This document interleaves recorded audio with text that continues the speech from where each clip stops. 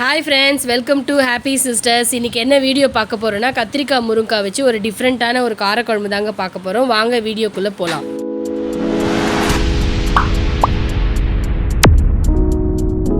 First கத்திரிக்காய் முருங்காய் காரக்குழம்புக்குங்க கத்திரிக்காவை இந்த மாதிரி கட் பண்ணி வச்சுருக்கேன். முருங்காவையும் இந்த மாதிரி கட் பண்ணி வச்சுக்கணுங்க. ஃபஸ்ட்டு கத்திரிக்காய் முருங்காய் காரக்குழம்புக்குங்க ஃபஸ்ட்டு வந்து ஒரு பேன் வச்சுருக்கேன். அதில் வந்து 6 டேபிள் ஸ்பூன் வந்து எண்ணெய் ஊற்றிருக்கேன். எண்ணெய் வந்து சூடானதும் நம்ம இந்த கத்திரிக்காய் முருங்காய் அரைஞ்சி வச்சுருக்கோம் இல்லையா, அதை வந்து அதில் ஆட் பண்ணிக்கலாங்க. அதில் பாருங்க, நம்ம கத்திரிக்காய் முருங்காய் அந்த எண்ணெயில் சேர்த்தோம் இல்லையா, அதை வந்து லைட்டாக வந்து ஃப்ரை பண்ணிக்கோங்க.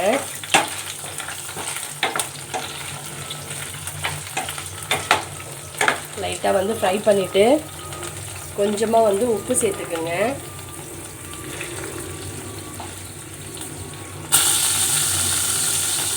உப்பு சேர்த்ததும் கொஞ்சம் லைட்டாக வந்து ஃப்ரை பண்ணிவிடுங்க.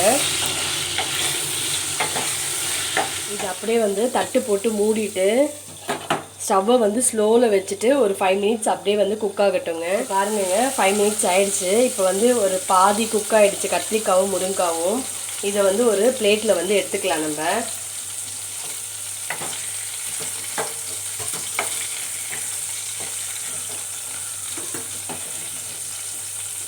இப்போ பாருங்கங்க, நம்ம கத்திரிக்காய் முருங்காய் வேக வச்சோம் இல்லையா, அதே பேன்லேயே வந்து ஒரு ஸ்பூன் வந்து தனியாக போட்டுக்கோங்க. ஒரு 1/2 ஸ்பூன் வந்து மிளகு போட்டுக்கோங்க. 1 ஸ்பூன் ஜீரகம் போட்டுக்கோங்க. காஞ்ச மிளகாய் சேர்த்துருக்கேன். இது எல்லாத்தையும் வந்து நல்லா ஃப்ரை பண்ணிக்கோங்க. இப்போ பாருங்கங்க, இது வந்து நல்லா ஃப்ரை ஆயிடுச்சு. இப்போ வந்து ஒரு 2 ஸ்பூன் வந்து உடச்சக்கல்லை சேர்த்துக்கிறேன். இதையும் போட்டு நல்லா வந்து பொன்னிறமாக நல்லா வந்து வதக்குங்க. ஒரு 2 பதை தேங்காய் பதை சேர்த்துக்கிறேங்க.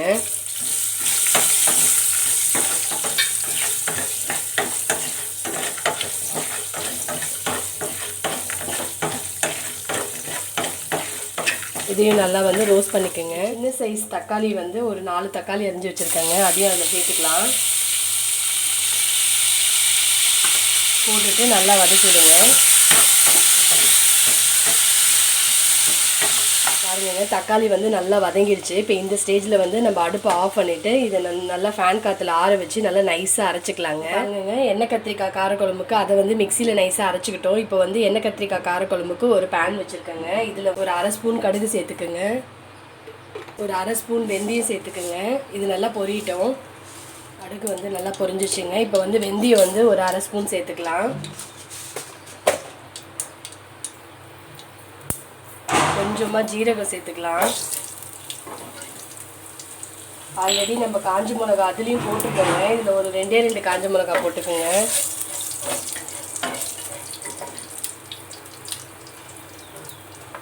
பூண்டு ஒரு 7 பல்லு பூண்டு வச்சு வச்சுருக்கேங்க. அதையும் அதில் சேர்த்துக்கலாம்.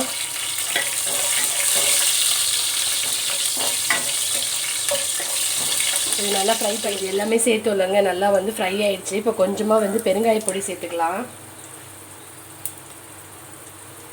கொஞ்சமாக கருவேப்பிலை சேர்த்துக்கலாம்.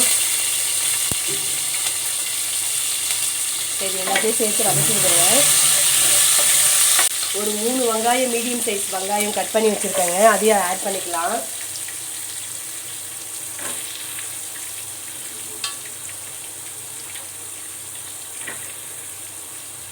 ஒரு 2 பச்சை மிளகாய் வச்சுருக்கேங்க. அதையும் அதில் ஆட் பண்ணிக்கலாம். இப்போ இது எல்லாத்தையும் போட்டு நல்லா வதக்கி விடுங்க. இது நல்லா வந்து ப்ரௌன் கலரில் மாறணுங்க. அது வரைக்கும் வந்து நல்லா வதக்கி விடுங்க. இதில் கொஞ்சமாக சால்ட்டு சேர்த்துக்கலாங்க நல்லா வதங்கிறதுக்கு. சால்ட்டு சேர்த்துட்டு நல்லா வதக்கி விடுங்க. இது வந்து கலர் வந்து நல்லா வந்து கலர் மாறணும். பாருங்க, வெங்காயம் வந்து நல்லா வதங்கிடுச்சு. இந்த ஸ்டேஜில் வந்து ஒரு 1/2 ஸ்பூன் வந்து மஞ்சள் பொடி ஆட் பண்ணிக்கலாம். ஒரு ஸ்பூன் வந்து மிளகாத்தூள் ஆட் பண்ணிக்கலாம். போட்டுட்டு ரெண்டையும் நல்லா வதக்கி விடுங்க.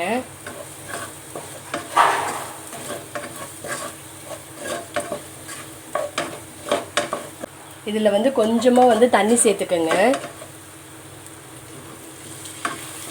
கொஞ்சமாக தண்ணி சேர்த்துட்டு கொஞ்சம் நல்லா வதக்கி விடுங்க.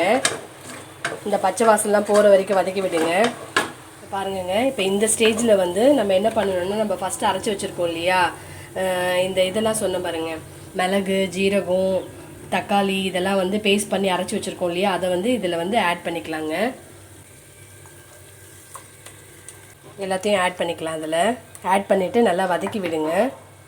பாருங்கங்க, நம்ம எல்லாத்தையும் அந்த அரைச்சி வச்சுருக்க எல்லாத்தையும் வந்து இதில் ஆட் பண்ணிட்டோம். நல்லா வந்து கலரிட்டு இதில் வந்து ஒரு அரை கப்பு வந்து தண்ணி ஊற்றிக்குங்க. அந்த மிக்ஸி ஜார்லேயே கொஞ்சம் இருக்கும், அதுலேயே கொஞ்சம் தண்ணி ஊற்றிட்டு இதில் வந்து கலந்துக்குங்க.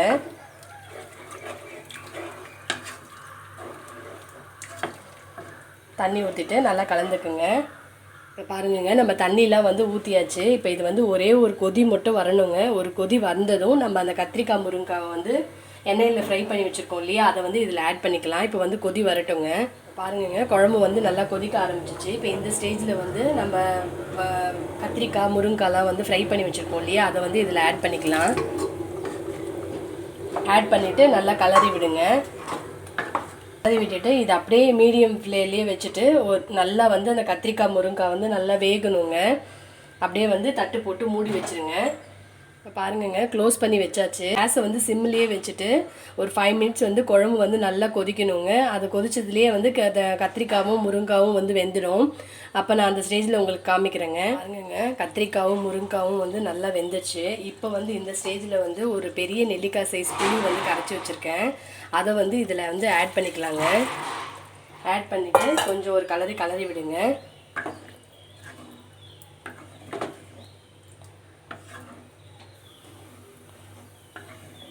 இதில் வந்து கொஞ்சமாக டேஸ்ட்டுக்காக வெல்லம் ஆட் பண்ணிக்கலாங்க.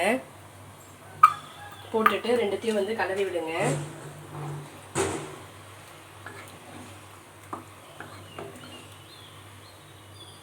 இப்போ பாருங்கங்க, நம்ம புளியும் வந்து வெல்லமும் வந்து போட்டாச்சு. வெல்லம் எதுக்கு போடுறோன்னா, இந்த காரமும் அதுக்கும் பேலன்ஸ் ஆகிறதுக்கு தாங்க வெல்லம் போட சொல்கிறேன். அது தவிர்த்து வந்து நல்ல டேஸ்ட்டு கொடுக்கும் வெல்லம் போட்டால். இந்த ஸ்டேஜில் வந்து நம்ம கொத்தமல்லி கருவேப்பிலை கொஞ்சமாக அரைஞ்சி வச்சுருக்கோம், அதை வந்து அதில் போட்டுடலாம். போட்டுட்டு ஒரு கலரி விடுங்க. கலந்துட்டு கேஸை வந்து சிம்மிலேயே வச்சுட்டு ஒரு 10 மினிட்ஸ் வந்து அப்படியே வந்து கொதிக்கிட்டோங்க. இப்போ பாருங்கங்க, இந்த ஸ்டேஜில் வந்து குழம்பு வந்து நல்லா கொதிக்க ஆரம்பிச்சிருக்கு. இந்த ஸ்டேஜில் வந்து நீங்கள் உப்பு பார்த்துட்டு உப்பு எவ்வளவோ உப்பு போட்டுக்கோங்க. நான் ஒரு ஸ்பூன் உப்பு போட்டுக்கிறேன். போட்டுட்டு நல்லா கலரி விடுங்க. நல்லா கலந்துட்டு கேஸை சிம்மிலேயே வச்சுட்டு ஒரு 10 மினிட்ஸ் வந்து அப்படியே கொதிக்க விடுங்க.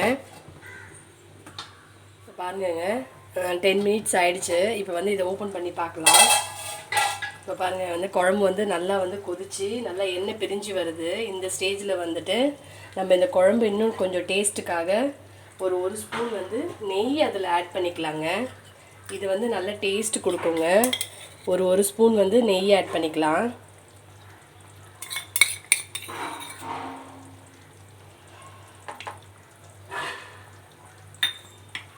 இது வந்து நல்ல டேஸ்ட் கொடுக்குங்க.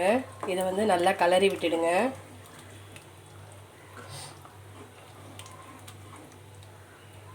கலரி விட்டுட்டு இது மேலே வந்து திருப்பி வந்து கொத்தமல்லி கருவேப்பிலை தூவிக்கலாங்க.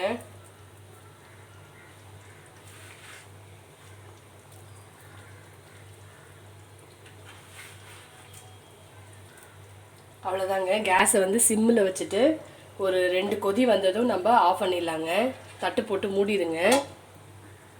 இப்போ பாருங்கங்க, நம்ம நெய் ஆட் பண்ணுவோம் இல்லையா, ஒரு 2 கொதி வந்துருச்சு.